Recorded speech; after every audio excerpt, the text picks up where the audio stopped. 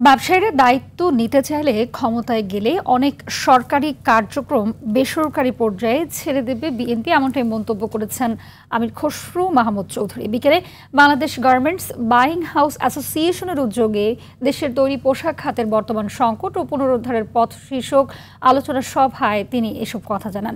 আমির খসরু বলেন, বিএনপি ক্ষমতায় গেলে ব্যবসা বান্ধব পরিবেশ নিশ্চিত করা হবে। বর্তমান সময়ে অর্থনৈতিক খাতে কোনো নিয়ম শৃঙ্খলা নেই জানিয়ে তিনি আরও বলেন, যে দেশের বেসরকারি খাত ভালো অবস্থায় থাকে না, সেই দেশের ব্যবসা বাণিজ্যের উন্নতি ঘটে না।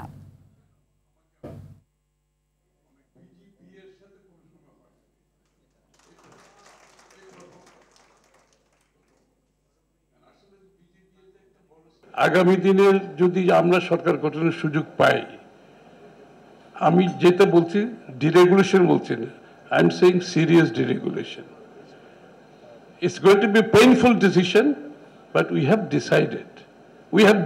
আমি আপনাদেরকে বলতেছি আমরা এটা করব, এবং এটা ছাড়া তো আপনি কোনোদিনও বাংলাদেশের ওই ভবিষ্যৎ নতুন বাংলাদেশ আকাঙ্ক্ষা বক্তৃতায় থেকে যাবে, কোনো কিছু হবে না কিন্তু।